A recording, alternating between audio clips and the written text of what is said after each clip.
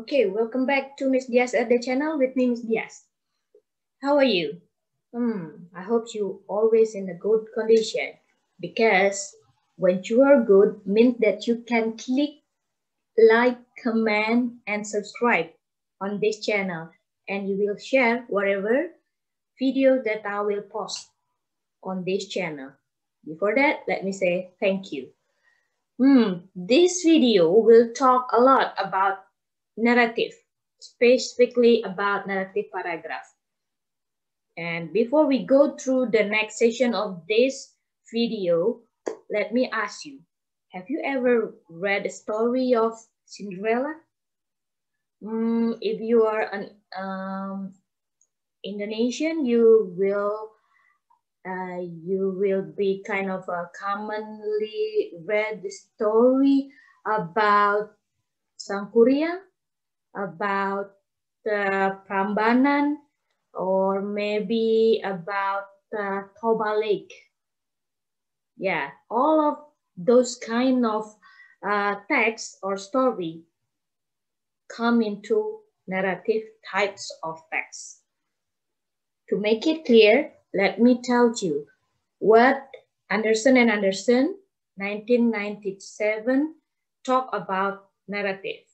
Based on them, a narrative is a piece of text which tells a story and, in doing so, entertains or informs the reader or listeners.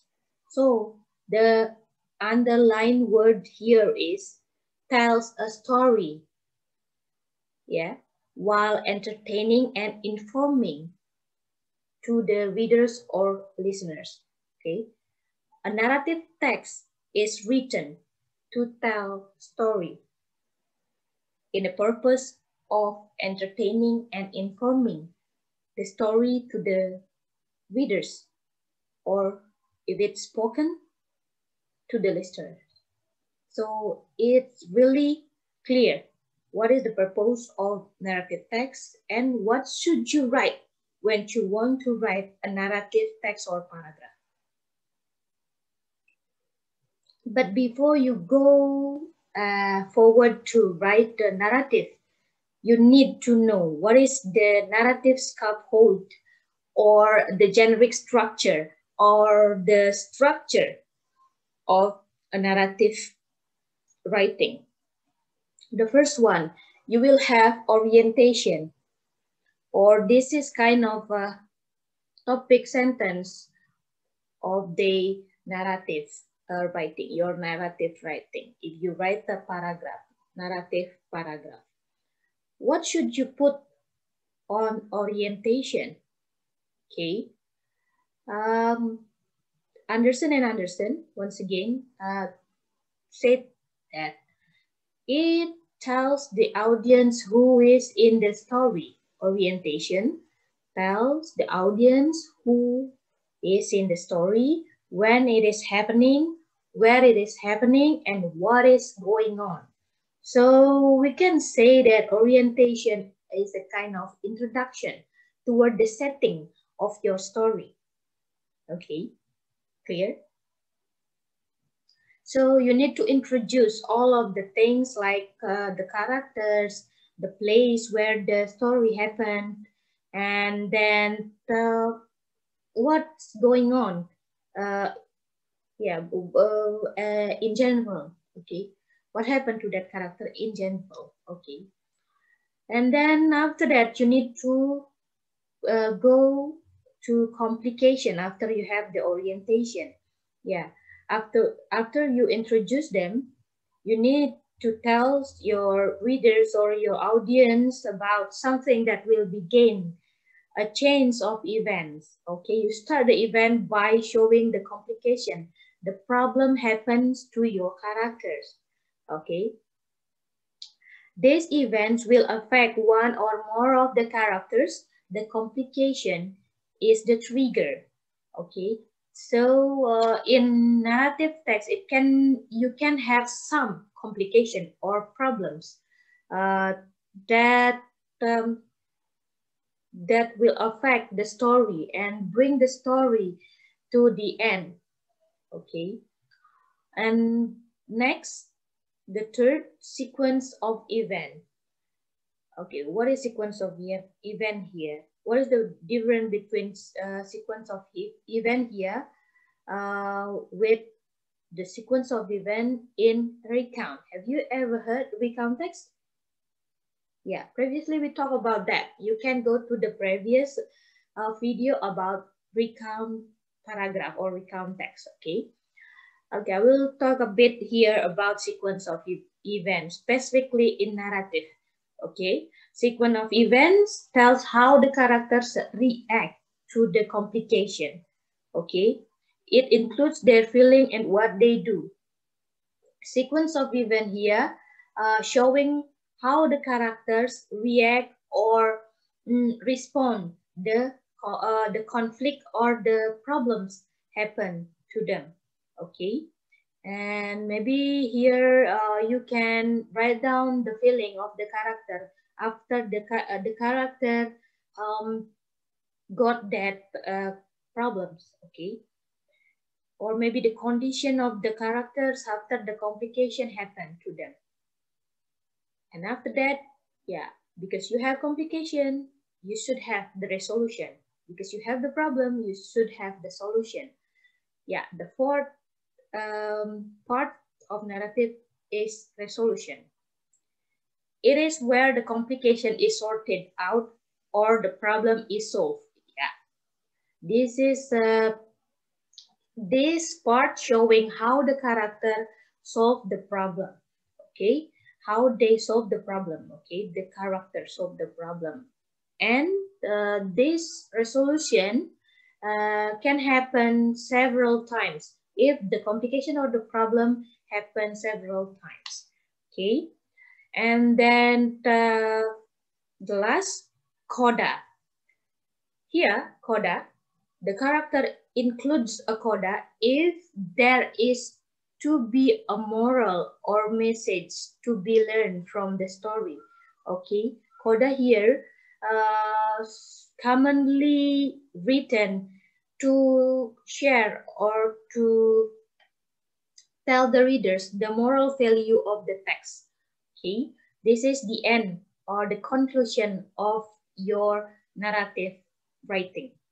Okay, this is the narrative scaffold given by Anderson and Anderson 1997 on their book Types of Text in English. But in some other theories talking about narrative, there is one point that narrative had and recount doesn't have. Okay, that's a climax or the crisis. Okay, that is the highest point of the story where the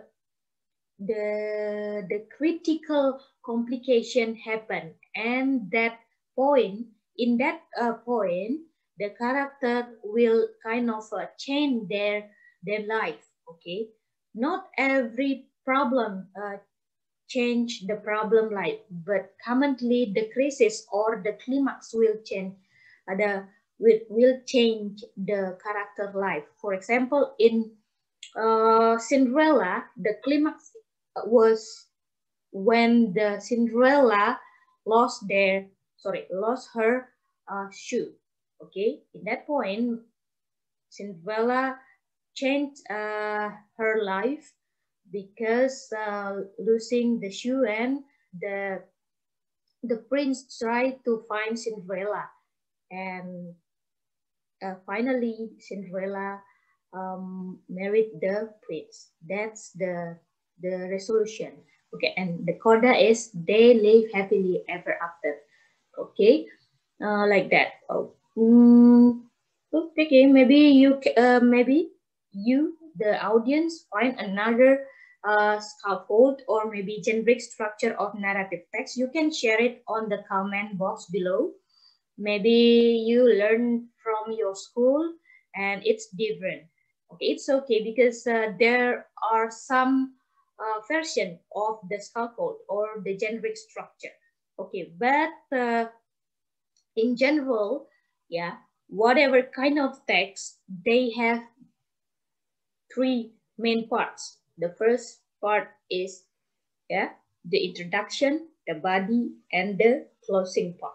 Okay, if you write a paragraph, you have topic sentence, yeah, and then supporting sentences, and then the conclusion. If you write it's a text or an essay, you should have thesis statement, body paragraphs, and concluding paragraphs. Okay, all of whatever the scaffold or whatever the generic structure, you should have those three parts of writing. Okay, and follow the steps of writing. Okay, here give you some types of narratives. This taken from Anderson and Anderson, and then these types commonly seen on some Indonesian school book. Okay, the first types of narrative is humor, and then romance, crime, real life fiction. Okay, what all of the fiction is narrative because it's written. It's a fiction. Okay, mystery, fantasy, science fiction, diary, novel. Okay, not real life diary, but diary novel, adventure, legend, folklore, myth, fable, fairy tale, and so on and so forth. Okay, all of these kinds of story, yeah, is belong to narrative. Okay, if you want to write a narrative, you can choose one of these and then use the narrative scaffold to structure your writing. Okay, I will give you one example of narrative paragraph here. Yeah, you can read it, and then after that, can you tell me what kind of narrative paragraph is this based on the type that I've told you before? Okay, if you know, please comment on the comment box below under this video. Okay, maybe that's all about this video. Thank you very much for watching. I hope you enjoy your writing after you know all about narrative writing from this video. Don't forget to like, comment, subscribe, and share all the content in this channel. Okay, bye-bye.